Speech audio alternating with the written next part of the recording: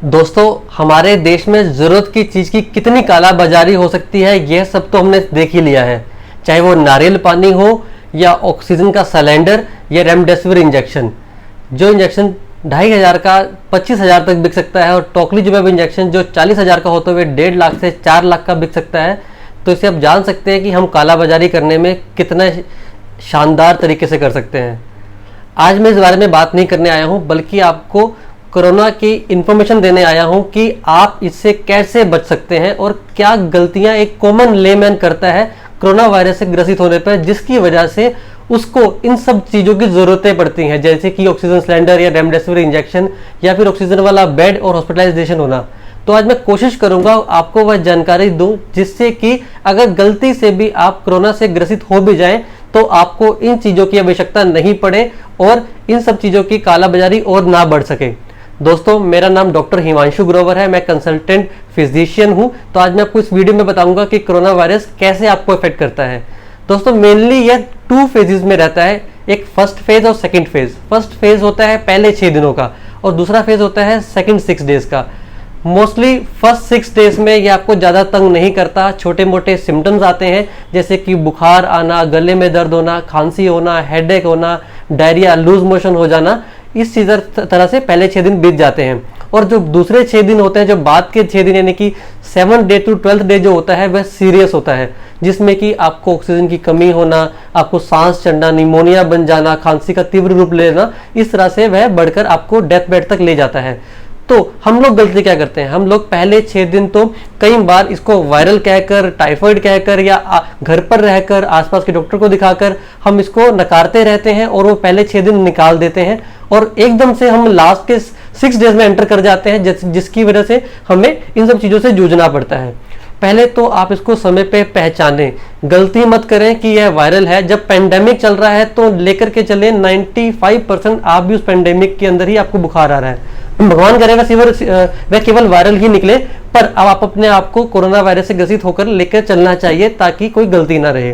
पहले 6 दिन में किसी को भी डेथ बेड पे नहीं जाना पड़ता, ऑक्सीजन की कमी नहीं आ जाती है, किसी को वेंटिलेटर की जरूरत नहीं पड़ती है, ऑक्सीजन फॉल नहीं हो जाती है। पर जो लोग सचेत होते हैं वह पहले 6 दिन तो सब कुछ करते हैं, अच्छे से दवाई लेंगे, विटामिन सारे लेंगे और उसके अलावा जब उनका बुखार उतर जाएगा, 5 से 6 दिन में उतर जाएगा, तो अगले जो 6 दिन जो जरूरी वाले होते हैं वह भूल जाएंगे कि हमें ये सब काम अभी भी करते रहना है। हमें ऑक्सीजन को चेक करते रहना है, टेम्परेचर को वॉच करना है, डॉक्टर के टच में रहना है। और उन्हीं 6 दिनों में गलती होती है, निमोनिया बन जाता है, ऑक्सीजन फॉल हो जाती है।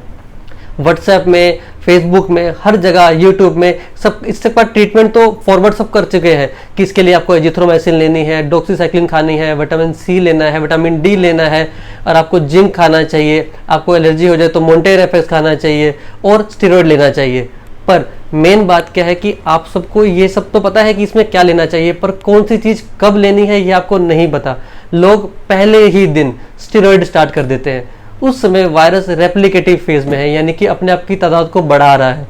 स्टेरॉइड वह काम करता है जो किसी भी चीज़ को बढ़ाने में मदद करता है, आपकी रिकवरी को भी और आपके वायरल की रेप्लिकेशन को भी। इसीलिए उसको पहले 6 दिन में नहीं देना होता। पर हम घर रहकर या फिर किसी दोस्त की सेम स्लिप के देख करके अपनी वो सेम मेडिसिन चला देते हैं और अपनी भी स्टेरॉइड पहले ही ऐड कर लेते हैं, जिसकी वजह से वह वायरल रेप्लिकेट फेज में होता है और आपकी दिक्कत बढ़ जाती है। तो आपने पहले 6 दिन आपने पहले तो अपने आप से मेडिसिन नहीं करनी, अपने डॉक्टर के कंसल्ट में रहें, टेली कंसल्टेशन करें या उनसे जा करके मिलें।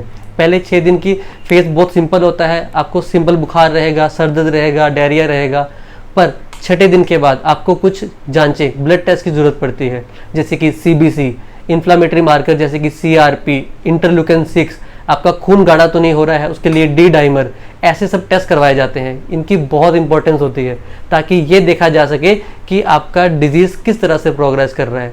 अगर सीआरपी बढ़ रहा है इसका मतलब आपका इन्फ्लामेशन बढ़ रही है, तो यह समय आ गया है अब आपको स्टेरॉइड डालने का। स्टेरॉइड डालने पे उसकी इन्फ्लेमेशन कम हो जाएगी।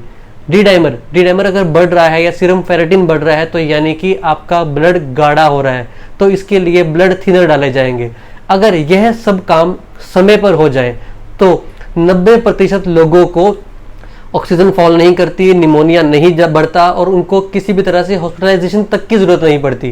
पर अगर वो पहले 6 दिन भी दवाई ठीक से नहीं लेते हैं, और उसके बाद भी 6 दिन अलग गुजार देते हैं और सीधा एकदम से ओपीडी में आएंगे या डॉक्टर के पास जाएंगे कि मुझे सांस नहीं आ रही है, निमोनिया हो रहा है, और उस समय पे जब उनके ऑक्सीजन चेक करें तो वो 80, 85 इस तरह से मिलती है। वो लोग हाइपोक्सिया में होते हैं, उनको पता भी नहीं होता है कि उनकी ऑक्सीजन फॉल कर रही है।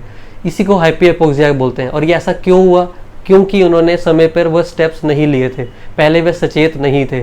तो अगर आपको कोविड हो जाए तो पहले 6 दिन के बजाय के साथ साथ आप अगले 6 दिन को भी बहुत सीरियसली लें।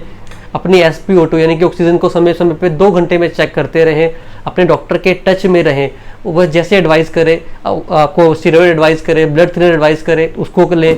उसके साथ साथ समय समय पे जो वो टेस्ट करवाने के लिए बोले, जैसे 72 आवर के बाद टेस्ट करवाए जाते हैं, CT स्कैन कराया जाता है, CBC, CT स्कैन तो एक ही बार होगा, उसके बाद आपके CBC, CRP, IL-6, D dimer 72 hourly आपकी प्रोग्रेस चेक करने के लिए भी कराए जा सकते हैं, उसको करवाते रहें, ताकि कल को आप ऑक्सीजन फॉल नहीं करें। अगर ऑक्सीजन फॉल कर भी जाए तो आपको टाइमली पता हो। बहुत से पेशेंट्स को उनको नहीं पता होता कि उनकी ऑक्सीजन भी फॉल कर जाती है। इसी को हैप्पी हाइपोक्सिया कहा जाता है, यानी कि आप अपने सभी काम कर पा रहे हैं और आपको ऑक्सीजन की कमी भी हो रही है। पर आप जब ओपीडी में जाते हैं तो देखते हो आपको निमोनिया निकलता है। अब आपने उस समय जांच करवाते हैं, RT-PCR करवाते हैं तो वो नेगेटिव आता है। बाद में तो वो 7 to 10 डेज के बाद वो नेगेटिव हो जाता है और आप सोचते हैं कि आपको सिर्फ निमोनिया हुआ था। जब पेंडेमिक है तो आपको निमोनिया नहीं, आपको कोविड हुआ था, उसी वजह से आपकी ऑक्सीजन फॉल करी है। इसीलिए मेरी आप सबसे रिक्वेस्ट है, एक तो कालाबाजारी को छोड़ें। जो लोग कालाबाजारी कर रहे हैं वो ऐसा पैसे का क्या करेंगे, कहाँ लेकर के जाएंगे? इस समय किसी अपने ईमानदारी से पैसे हुए कमाए हुए से लोग बच नहीं पा रहे हैं, तो वो अपने काले धन से कैसे बचेंगे? दूसरा, जिस लोगों को कोविड हो रहा है या बुखार हो रहा है या कोई भी लक्षण आ रहे हैं, वह डॉक्टर से मिलें और वो पहले दिन से ही अपना इलाज शुरू करें और डॉक्टर की देखरेख में रहें। और 6 दिन के बाद जैसे डॉक्टर उनको एडवाइस करता है टेस्ट के लिए, उस तरह से टेस्ट करवाएं और समय समय पे मिलते रहें और उनके पूरा ये 12 से 14 दिन का कोर्स पूरा करें और स्वस्थ रहें और दूसरों की भी मदद करें। शुक्रिया।